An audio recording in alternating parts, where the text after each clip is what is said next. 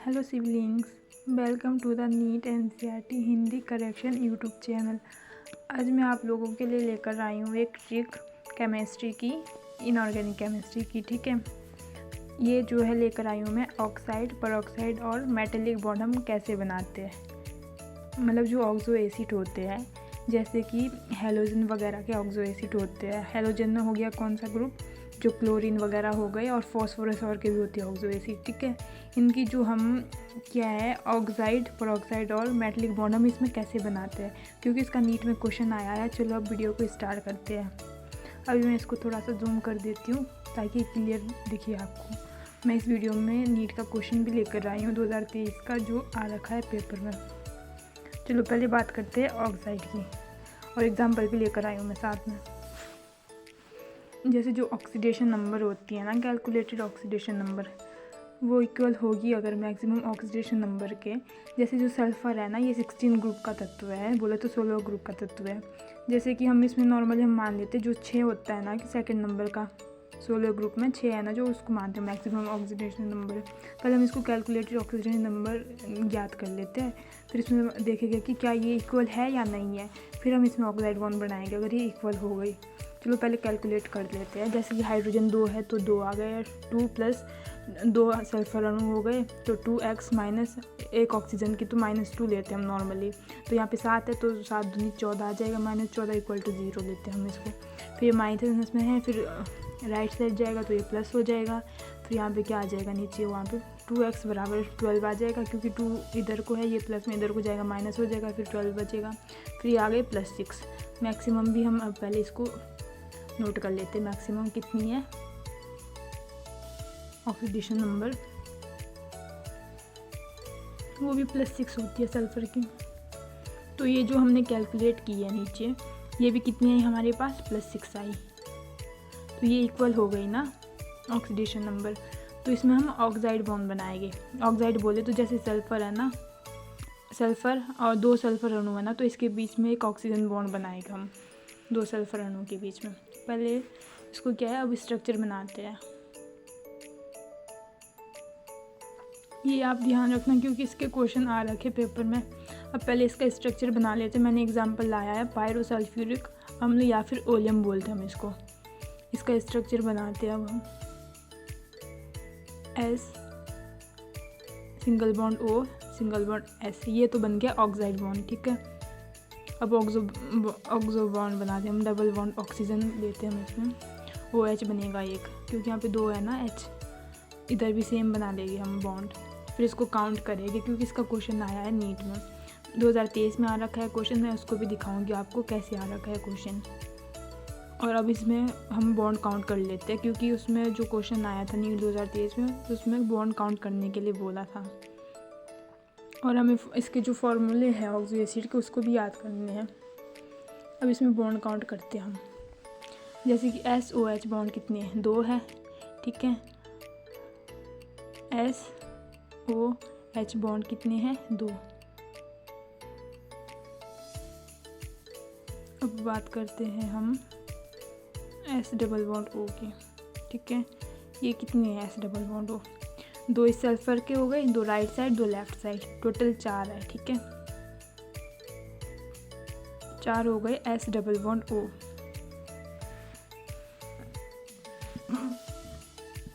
चार, और SOS, ये ऑक्साइड बॉन्ड हो गया। ये कितना है, एक ही तो दिख रहा हमको, तो एक ही तो होगा ये बॉन्ड। अब इसको भी लिख लेते हैं ताकि आप लोगों को अच्छे से समझ आए कि कैसे, मतलब कि एक एक चीज़ ना हमें लिख लिख के प्रैक्टिस करनी है, वो फिर हमें खुद अंडरस्टैंड हो जाएगी। क्योंकि मिस्टेक हम इसी में करते हैं नॉर्मल क्वेश्चन में, इसलिए हमें इसको अच्छे से लिख लिख के मतलब प्रैक्टिस करनी है, ताकि हमारा जो पेपर में क्वेश्चन को देखते ही बन जाए।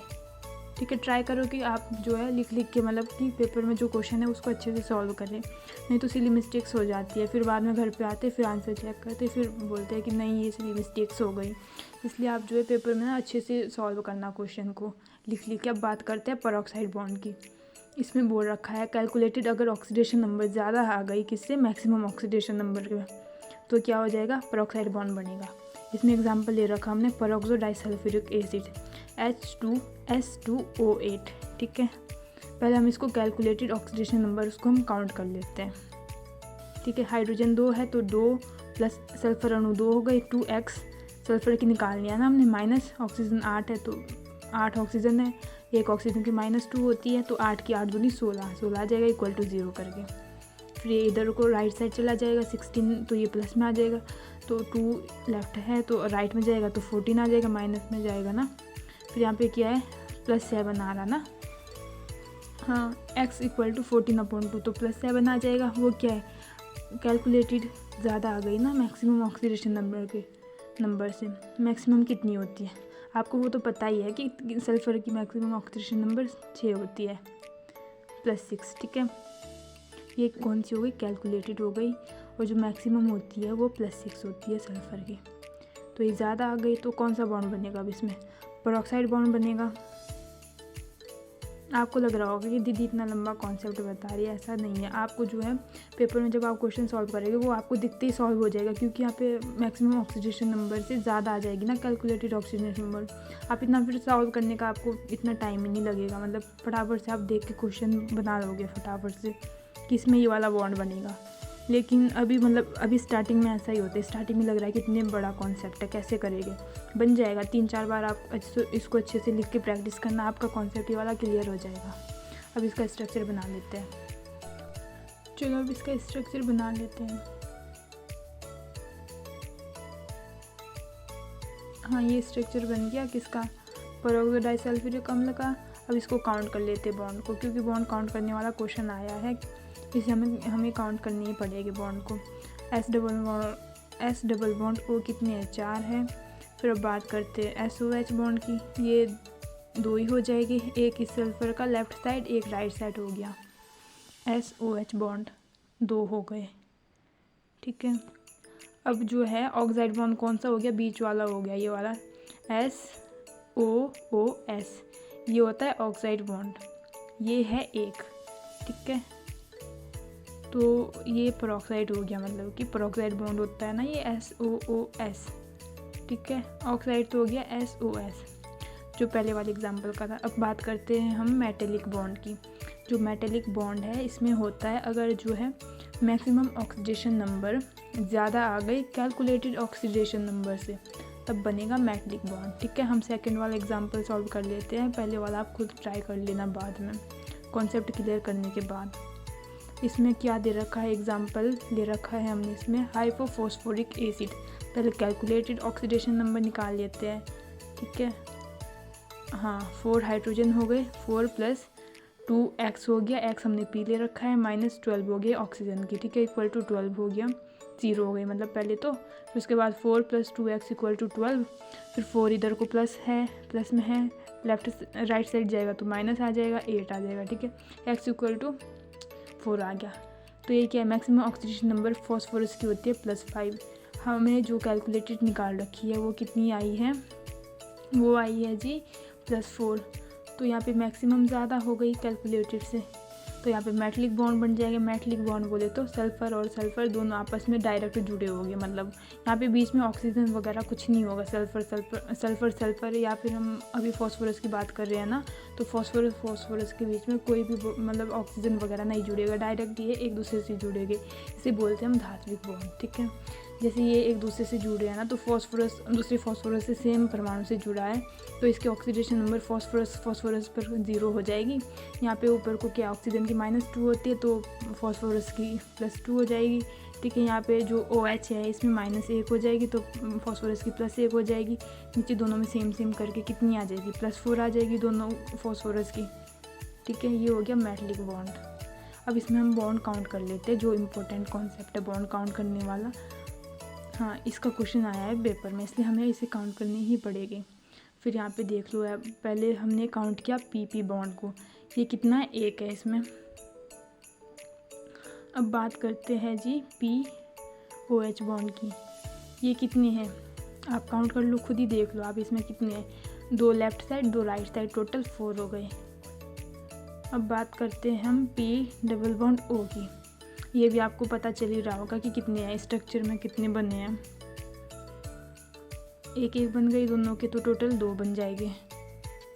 हाँ, ये टाइम लग रहा थोड़ा सा लिखने में, क्योंकि आपको जो है नोट्स अच्छे से बनानी है इस शॉर्ट ट्रिक की, नहीं तो फिर आपको अच्छे से क्लियर नहीं होगा। इसका क्वेश्चन आते हैं, हर जगह यूज होता है ये वाला कॉन्सेप्ट, इनऑर्गेनिक केमिस्ट्री में तो खास कर से यूज़ होता है। ये तीनों ही बॉन्ड इंपॉर्टेंट है, इसी पे बेस्ड है। जो ऑक्सो एसिड होता है ना, उसकी ट्रिक भी मैं लेकर आऊँगी नेक्स्ट वीडियो में। पहले आप इस बॉन्ड को अच्छे से क्लियर कर लो। उसमें जो फॉर्मूला होते हैं ना ऑक्सो एसिड के, उसको कैसे याद करते हैं उसकी ट्रिक लेकर आऊँगी मैं। अभी पहले हम इस क्वेश्चन को भी देख लेते हैं एक बार। जो लेकर आई हूँ मैं नीट 2023 का क्वेश्चन है, पहले मैं इसको लिख देती हूँ यहाँ पे ना। नीट 2023 का क्वेश्चन, नीट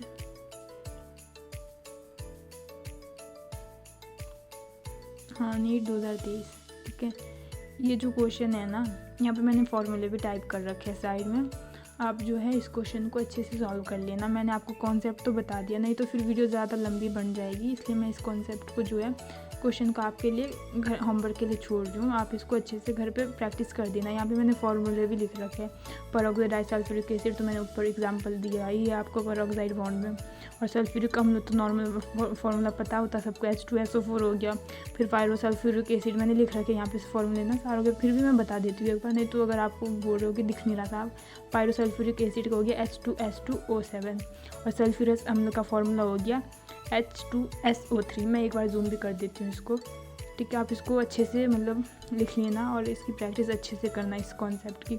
अब नेक्स्ट जो है, मैंने जो मेरी शॉर्ट ट्रिक है, शॉर्ट नोट्स, वो भी लेकर आई हूँ मैं साथ में इस कॉन्सेप्ट की। यहाँ पे मैंने कैसे किया है, ताकि आपको भी पता चले कि दीदी ये कॉन्सेप्ट खुद भी पढ़ रही है, नहीं तो आप सोचिए कि मैं आपके लिए ही लेकर आई हूँ ओनली। मैं खुद भी यही वाला कॉन्सेप्ट पढ़ती हूँ इस टॉपिक में, क्योंकि बहुत इंपॉर्टेंट कॉन्सेप्ट है। इस बॉन्ड में मैं खुद भी कंफ्यूज होती थी पहले बहुत, लेकिन अब क्लियर हो गया जब से मैंने ये शॉर्ट नोट्स बनाई है। अच्छे से क्लियर किया है मैंने अब इस कॉन्सेप्ट को। आप भी अच्छे से क्लियर कर लेना इस कॉन्सेप्ट को, खुद के कॉन्सेप्ट को, क्योंकि हमें खुद ही अच्छे से क्लियर करने पड़ेगा अपने डाउट्स वगैरह। कोई नहीं करता किसी के डाउट वगैरह क्लियर, बहुत कम होते हैं कि जो मतलब अच्छे से क्लियर करे खुद के डाउट। मेन तो ये है ना, हमें खुद ही सॉल्व करनी है अपनी प्रॉब्लम। और ये देखो, ये पेरोक्साइड बॉन्ड हो गया, इसका एग्जांपल ला रखा है मैंने, पेरोक्साइड बॉन्ड। यहाँ पे जो ये है एग्जांपल कैरोज एसिड का, ये मैंने दूसरा एग्जांपल ला रखा है। ऊपर मैंने पेरोक्साइड डाइसल्फ्यूरिक एसिड दिया था एग्जांपल, यहाँ पे मैंने ले रखा है कैरोज एसिड, ठीक है। ये थोड़ी टाइपिंग अच्छी सी नहीं दिख रही, इसलिए मैं इसको टाइप कर रही हूँ, फिर टाइम लग रहा है। नेक्स्ट बॉन्ड है ऑक्साइड बॉन्ड। इसमें ले रखा है हमने डाइक्रोमेट, ठीक है। ये भी इम्पोर्टेंट कंपाउंड है, ये वाला बहुत इम्पोर्टेंट है। ये डाइक्रोमेट वगैरह, मैग्नेट हो गया, KMnO4 हो गया, ठीक है। डाइक्रोमेट K2Cr2O7, ये जो है D ब्लॉक में आते हैं ये वाले तत्व, क्रोमेट वगैरह, ठीक है। नेक्स्ट है ये वाला तत्व बॉन्ड भी ले रखा है मैंने एग्जांपल हाइपोफॉस्फोरिक एसिड का, H4P2O6 का। इसको आप अच्छे से नोट्स बना के अच्छे से कर लेना, इसको मतलब 2-3 बार लिख के प्रैक्टिस अच्छे से कर लेना, फिर आपका कॉन्सेप्ट क्लियर हो जाएगा। नहीं तो अभी तो वीडियो देखे तो कुछ समझ नहीं आता। Thank you so much for watching my video.